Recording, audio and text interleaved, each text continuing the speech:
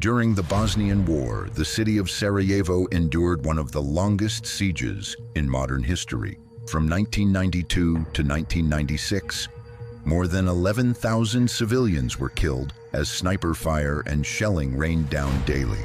Decades later, a shocking new chapter of this tragedy has emerged.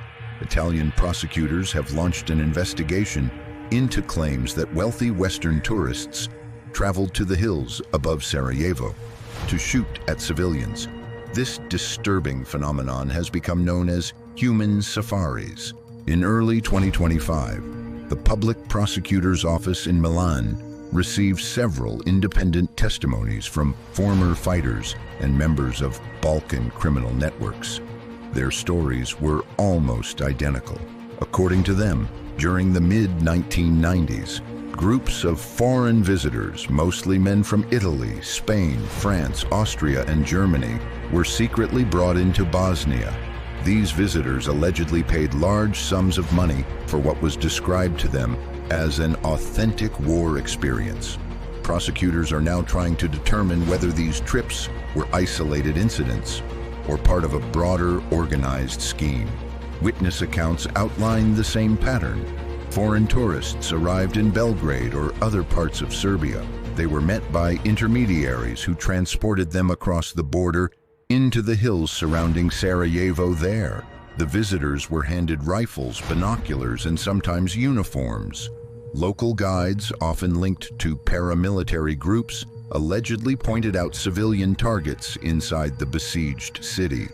Testimonies claim that some tourists fired at people carrying water buckets, residents crossing open streets, children playing near buildings, or civilians running through the infamous Sniper Alley.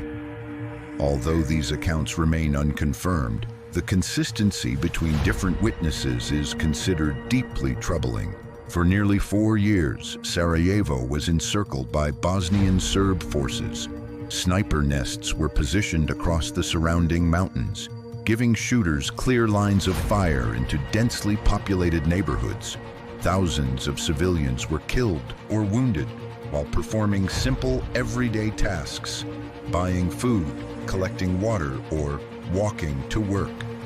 Italian investigators are now examining whether some of these sniper positions may have been used not only by soldiers, but also by paying foreign visitors. Witnesses describe the equipment provided to the tourists: Soviet-made Dragunov SVD sniper rifles, night vision optics, and in some cases, full uniforms to blend in with local fighters. According to testimonies, those who paid more were given better viewpoints and even preferred targets. Prosecutors believe that criminal groups operating in Serbia during the war may have played a key role. These networks often cooperated with paramilitary units, blurring the lines between criminal activity and wartime operations. At this stage, investigators emphasize that no state institution is suspected. The events appear to have been driven by individuals exploiting the chaos of war for profit.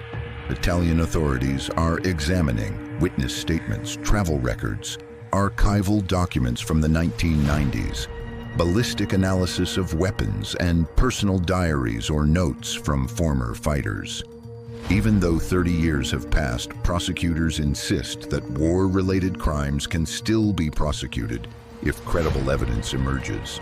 Human rights groups have expressed shock at the allegations.